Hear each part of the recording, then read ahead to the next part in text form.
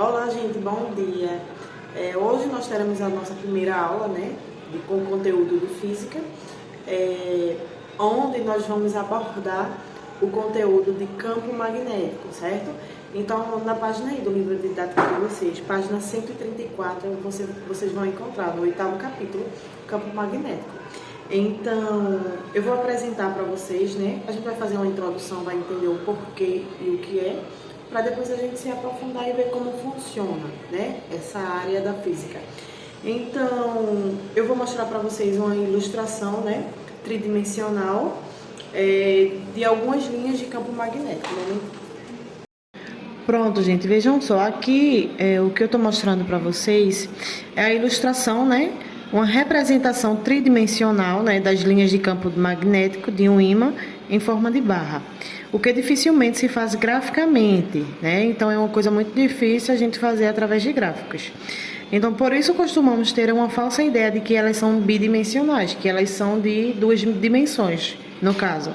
As linhas de campo gravitacional e elétrico também são tridimensionais, mas no eletromagnetismo, a tridimensionalidade ela vai além das configurações gráficas de campo. Ela é uma das características específicas da inter-relação entre as principais grandezas eletromagnéticas. Então, a partir disso, a gente vai conhecer um pouco mais a história do magnetismo, como surgiu e o que é. Pronto, gente, vejam só. Então, eu vou fazer um breve resumo da história do magnetismo, que vocês podem encontrar também aí no livro didático, onde a gente descobre, a gente começa a compreender, a gente começa a conhecer a história do magnetismo, como tudo surgiu. Então, a palavra magnetismo, ela surgiu na antiga Grécia, certo? Mais precisamente na Magnésia, Então, ela se originou devido à observação de um determinado mineral com propriedade de atrair objetos de ferro. Então, esse mineral ele ficou conhecido como magnetita, certo? Então, Magnésia significa lugar de pedras mágicas, certo? Então, por que lugar de pedras mágicas? Porque lá as pedras elas se uniam, se atraíam magicamente, Magicamente se considerava. Então vejam só, a magnetita ela é construída por óxido de ferro, certo? Então ela é encontrada em vários lugares no nosso planeta Terra. Ela é encontrada em rochas vulcânicas, em rochas mórficas, ela é encontrada em meteoritos. Então existem vários locais no nosso planeta onde a gente pode encontrar. E essa pedra, esse mineral, ele era principalmente, lá no início, quando tudo se originou, ele era usado para criar bússolas, Bússolas são aqueles objetos para direcionar a gente para determinado lugar. Então, essa pedra magnetita, esse mineral magnetita, ele era era uma das pedras mais preciosas que a gente poderia encontrar, com a força, com a propriedade, com a capacidade tão garantida e tão grande de unir forças, de atrair objetos. Então, se vocês observarem aí no nosso livro didático, ele fala que lá no século VI, os chineses já usavam, essa magnetita, já tinham, na verdade, tecnologia suficiente para transformar, para a fabricação de ímãs.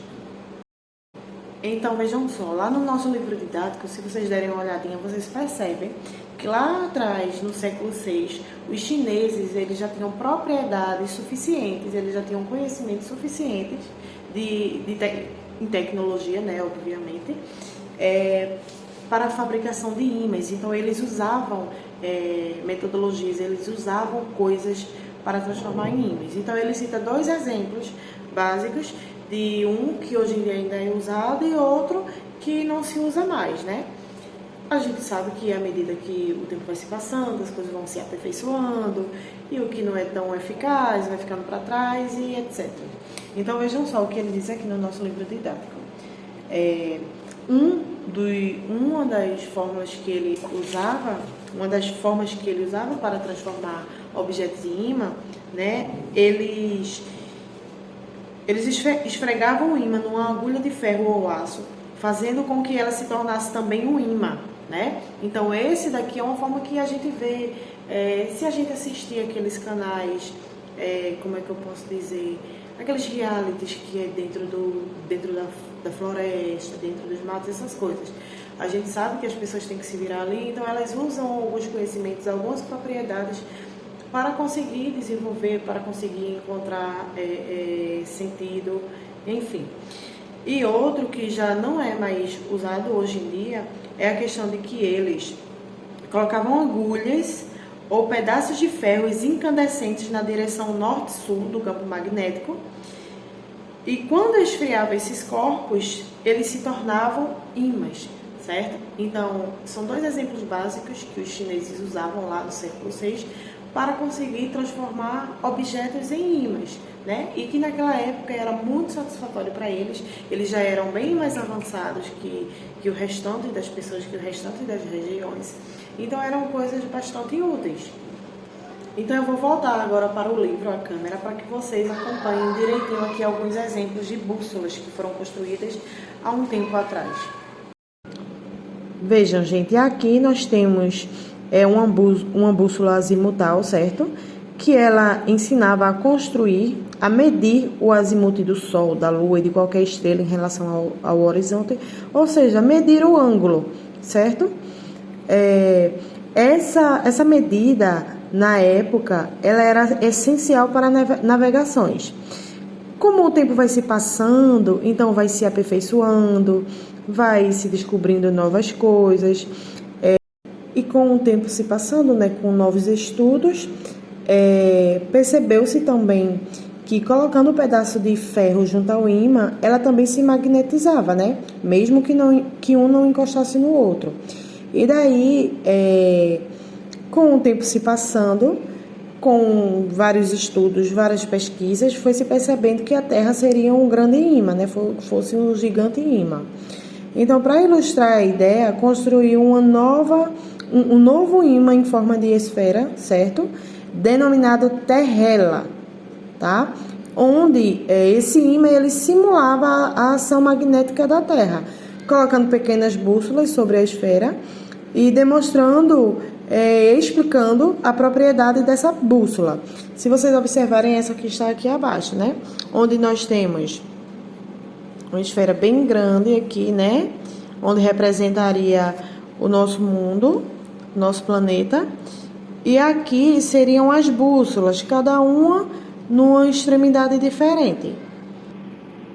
Aí, se você observando, a gente percebe que a bússola de cima, ela representa paralelamente a superfície terrestre, né? Indicando a inclinação magnética nula. A bússola que fica posicionada aqui, essa bússola aqui, né? Demarcada como bússola E, ela mostra uma inclinação considerável, enquanto a bússola A, ela está no polo magnético e é perpendicular à superfície da Terra, indicando a inclinação magnética de 90 graus. E diante disso tudo, né, como a gente já sabe de costume, os estudos vão sendo aperfeiçoados, o tempo vai se passando, novas bússolas foram encontradas, construídas na verdade, várias explicações, vários aperfeiçoamentos foram surgindo. Então é um conteúdo bem profundo, né, bem profundo, que é muito interessante a gente buscar, a gente compreender, para a gente entender realmente de que forma funcionou tudo isso, de que forma aconteceu todas essas coisas.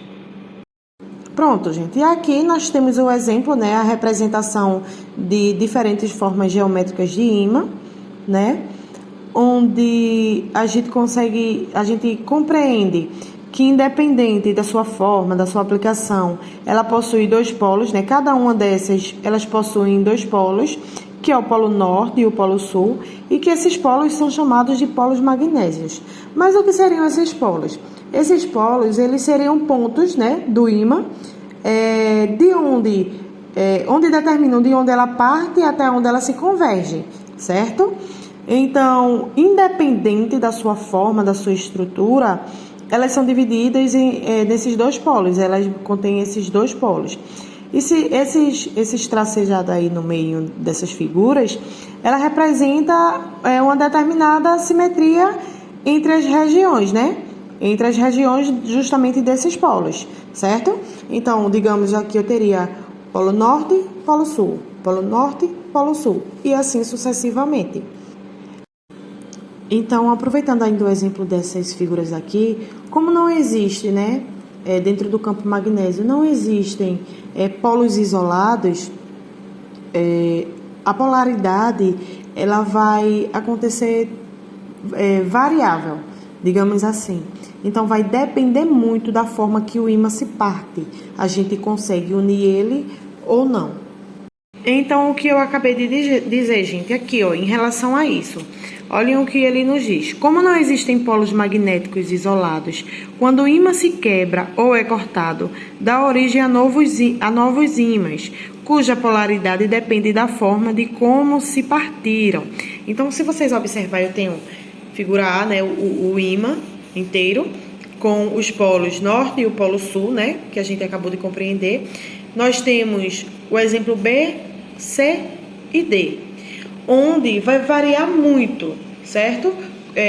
A situação, se os ímãs eles vão se atrair ou eles vão se repelir. Eles se unem ou não se unem. Então, se vocês observarem aqui esse exemplo, quando nós temos polos diferentes, eles acabam se unindo. A gente consegue atrair esses ímãs, a gente consegue unir esses ímãs. Quando nós temos aqui, ó, o C, também da mesma forma, ele se partiu, mas ele se partiu de uma forma, sabemos, né, que quando ele se parte, ele gera novos ímãs, mas dependendo da forma em que ele se parte, a gente consegue unir ou não. Nesse caso, a gente consegue unir esses dois pedaços de ímãs, porque aqui eu tenho o polo sul e o polo norte, então a gente consegue unir nesse caso. Nessa letra C também, olhem as extremidades aqui, eu tenho sul e norte, sul e norte, sul e norte. Nesse caso aqui, olhe como foi que ele se partiu. Nesse caso aqui, a gente não vai conseguir atrair, aqui ele vai ser repelido, ele não vai se juntar, certo? Porque a gente acaba tendo polos norte e polos sul aqui. Então, eles não conseguem se unir. Eu vou deixar um vídeo aqui explicando direitinho para vocês como é que isso funciona, para que vocês compreendam direitinho. Após esse vídeo, eu vou deixar a atividade da página 140 para que vocês respondam, tá bom? Bom, mas quando a gente fala de campo magnético, a gente lembra dos famosos ímãs, né? Aí você tem uma rocha de magnetita, um pedaço de rocha de magnetita, né? Magnetita, que é óxido de ferro. Inicialmente, né, diz a história que lá na região da Magnésia, há muitos anos atrás, as pessoas ao caminhar próximo aí à região da Magnésia, próximo a uma montanha de magnetita, onde havia muita magnetita, aliás, né? Não é uma montanha só de magnetita, né? Começavam a perceber que ferros das sandálias, partes metálicas eram atraídos pelas rochas ali da região, né? Por isso o magnetismo recebe o nome aí de magnetismo. Magnetismo.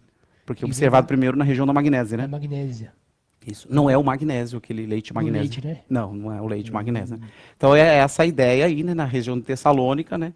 Aí onde foi observado aí primeiramente o magnetismo, né? Bom, a gente falou da Terra como um ímã, um grande ímã. Estudante, vai ficar uma sugestão de pesquisa para você verificar qual é a origem do campo magnético terrestre, tá ok? Por quê? A gente vai observar ao longo da aula que as cargas elétricas em movimento geram um campo magnético. Mas aí você, pensando na Terra, a gente não consegue pensar aqui em cargas elétricas em movimento, não é mesmo? Então, o que será que tem cargas elétricas em movimento na Terra, né? O que cargas estão em movimento na Terra? Então, essa é uma sugestão de pesquisa, né? Porque se fala de um campo magnético mais externo e de um campo magnético interno à Terra. Então, a sugestão de pesquisa é você perceber aí qual é a origem do campo magnético terrestre. Tá ok? Vamos falar aqui sobre a Terra comparada a um ímã. Observa que, próximo ao Polo Norte, a gente está associando aí o Polo Sul magnético. E próximo ao Polo Sul, estamos associando o Polo Norte magnético. E vamos discutir um pouco sobre isso daí? Bom, vamos lembrar aqui um ímã, né? Eu trouxe aqui uma bússola. algumas bússolas caseiras aí, dá para observar, né, Giba? Legal, né? Pra fazer em casa, com os professores, estudantes. São bússolas caseiras, né? Aí, antes de falar dessa bússola caseira, eu queria mostrar essa imagem que está aqui atrás, ó. Observe essa imagem aqui sobre a folha de sulfite. Eu coloquei um pouco de pó de ferro aqui em cima. Embaixo dessa folha de sulfite, eu tenho um pequeno ímã, né? E se você observar aqui, nessa figura, deixa eu ver se eu consigo melhorar aqui para você a imagem. Se você observar, o pó de ferro se concentrou aqui nos extremos do ímã, né? Esses extremos aqui são os polos, tá? São as regiões de polos. Então, os polos do ímã são os extremos. E observa a formação de linhas. Essas são as linhas do campo magnético. E esse aqui são os polos. Então, eu não sei se eu consigo inclinar mais um pouquinho, né? Para observarem. Isso é muito fácil de você fazer, tá, estudante? Você pode aí pegar um pequeno ímã, né? Um ímã em barra. E aí tá difícil agora conseguir pó de ferro, né? Mas aqui eu tenho uma solução fácil para você. Você pode pegar um bombril, né? Esperar ele oxidar. E quando ele oxidar, você pode triturar ele. E aí você vai ter o seu óxido de ferro aqui, o pó de ferro que eu estou usando aqui. Tá Legal, ok? hein? Bom, então nós identificamos que o ímã tem polos. A região onde tem maior densidade de linhas magnéticas. Tá ok? Mas as linhas, ó, elas saem de um polo e entram no outro, tá bom? O que eu gostaria de destacar para você, estudante, é que a gente tem que pensar que essas linhas vão sair do polo norte e vão entrar no polo sul. Mas e esse nome polo norte e polo sul tem a ver com isso daqui. Ele tem a ver com isso. Toda vez que você suspender um ímã em barra, como você está observando aí nesse pêndulo aqui, né, que eu fiz com o ímã, toda vez que você suspender um ímã, ele vai se alinhar com a direção norte e sul. Então, por mais que eu torça ele, né, parece que eu manipular ele aqui, ó, ele vai sempre se alinhar com a direção norte e sul. Ó. Vou paralisar ele aqui e você observe que ele sempre mantém o mesmo alinhamento norte e sul. Então, a parte que está apontando para o norte geográfico, eu chamei de norte. Polo norte do meu ímã. Norte geográfico, eu chamei de norte. Polo norte do meu ímã. A parte que está apontando para o polo sul geográfico, eu chamei de sul. Sul magnético. Então, veja só. Polo norte do meu ímã está apontando para o norte geográfico. Isso indica uma coisa que a gente vai discutir agora. Porque quando a gente pega um ímã, então você já sabe que ali tem o nome norte, né? Eu vou pegar um outro ímã aqui. Eu vou pegar um outro ímã. E aí eu gostaria que você observasse o seguinte. Eu vou tentar aproximar o norte do norte. E veja que ele repele. Então, polos de mesmo nome se repelem. Polo de nomes contrários se atraem. Tá ok? Então, polos de mesmo nome se repelem. Então, norte repele norte. E polos de nome contrário, norte atrai sul. Se atrai. Ô, Gibi, então, se esse polo aqui, que eu chamei de norte, está apontando para o norte geográfico, significa que lá no norte geográfico da Terra deve ser sul magnético, né? Magnético. E aí a gente entende aquela imagem, né? Que a gente estava discutindo aqui. Sim. Né? O polo norte geográfico coincide com o sul magnético. É aproximadamente ali, né? Próximo, né? Se diz, teoricamente, que a Terra já foi até inverso, né? Que já foi até o inverso, né? O sul magnético estava junto com o sul geográfico, né? Mas essa é uma outra discussão. Bom, agora que a gente já sabe, então, identificar norte geográfico, sul geográfico, norte magnético, sul magnético, né? Já sabemos identificar os polos, né? Você já sabe usar até uma bússola agora, né? Eu fiz uma bússola improvisada ali, né? Não sei se dá pra... Eu vou tirar isso aqui de perto para parar a perturbação. Já modificou. Já modificou, né? Então aqui eu tenho uma pequena bússola, né? E aí é feito com uma agulha, né? Que ela está imantada. Então, olha, ela está imantada. E essa pequena bússola aqui, né? Essa pequena bússola, ela vai se orientar sempre na direção norte e sul, né? Se você observar, não sei se eu consigo ver ali o interior dela, né? Ela está se movimentando na direção norte e sul. Ela vai sempre se alinhar aí na direção norte e sul, mas ela está mostrando o campo magnético local, tá ok, estudante? Então você precisa perceber uma coisa sobre as bússolas, né? A bússola, ela te mostra a orientação do campo magnético local. Então, aqui nesse local, eu tenho esse alinhamento norte-sul. Beleza? Então, dependendo aí, se você comparar com aquela nossa imagem que você observa ali, observa a nossa imagem ali, campo magnético. Observe que em cada ponto da linha, a bússola está mostrando uma orientação norte-sul. Então, esse que parece um homenzinho, né, Juba, nesse meu desenho aí, né? Parece, né? Tá voando. É a orientação norte e sul aí do campo magnético em cada um desses pontos, tá bom? Observe que as linhas estão saindo do norte, entrando no sul, e no interior do ímã, ela continua. Certo? Agora, a gente tem aquela coisa que a gente discute com os estudantes, né, Giba? O ímã atrai todas as coisas? Será? Será que o ímã atrai todas as coisas? Então, qualquer material que a gente Qualquer aproximar, material? Eu vou aproximar do plástico, os estudantes do terceiro ano já sabem, né? O plástico não é atraído pelo ímã, né? Os metais são atraídos pelo ímã. Mas será que todo metal é atraído pelo ímã? é uma questão meio pra discutir. Bom, E dá pra fazer até alguns testes, né? dá para fazer alguns testes, né? Eu peguei um outro metal aqui, Giba. Eu vou aproximar então o ímã e não atrai, né? O outro metal Atraiu. atraiu.